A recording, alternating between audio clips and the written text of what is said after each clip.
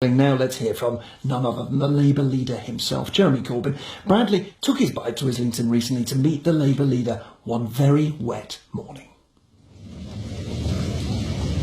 This is an aluminium framed rally, as you can see. It's pretty good. I like the gaffer tape you got around the old handlebars. And It's kind of a lived-in bike, if you see what I mean. And I've got a carry at the back, so I can put my panniers on that. Is that the famous German male bicycle? The German male bicycle is that, you know, those pigeon bikes that are very heavy, with not many gears and weigh a ton, and once you get them going they've got their own kinetic energy, but this one is actually a very light one, so I think whoever rode a German male bicycle should be sent away for re-education.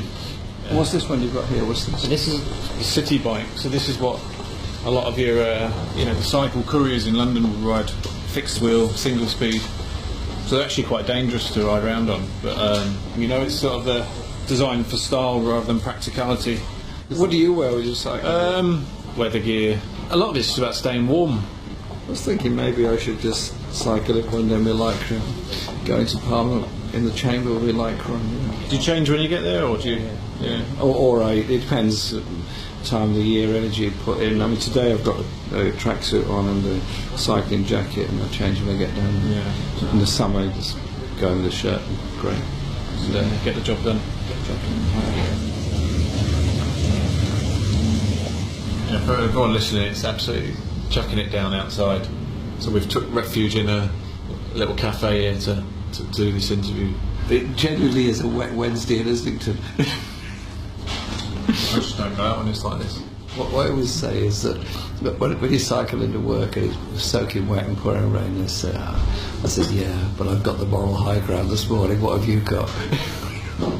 Since the victory, I mean, life must have changed quite dramatically for you. I mean, how's that been like? It's interesting because walking around the streets a lot, you tend to meet people who are very open and very free with their opinions, usually in a very positive, very friendly way.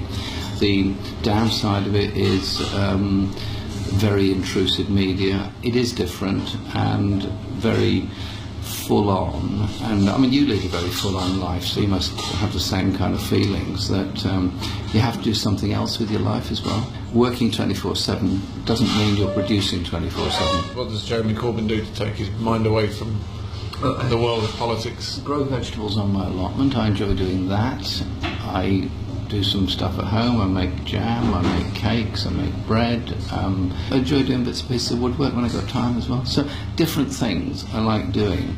Did you ever think that you would end up as leader of Her Majesty's opposition?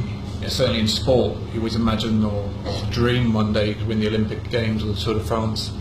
But when it actually happens, it's quite a strange feeling, and I guess that's the same once you actually, you spent so many years grafting away there in the background and sitting at one end of the chambers, and now you're kind of right there in the middle of it all, and it must feel weird in a way, does it? Yeah, it does. It absolutely does. And the parallel with sport is an interesting one because it's half a parallel, because in sport, yes, you're in it in the sort of English tradition to take part, but in reality you're in it to win.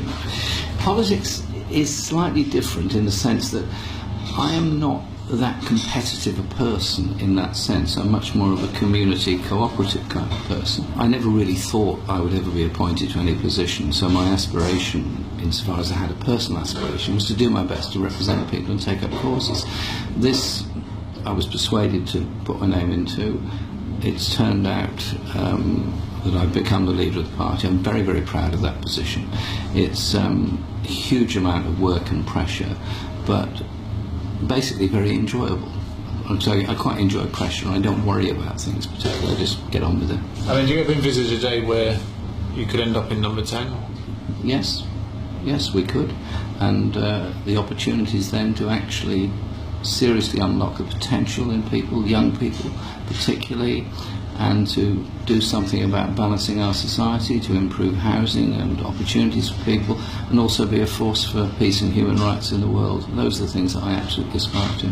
Certainly for someone like me who's quite disengaged with politics, always have been, I mean, how do you kind of attempt to bridge the gap to the people out there like myself who are kind of quite disengaged with the whole thing and kind of lost interest in it over the years.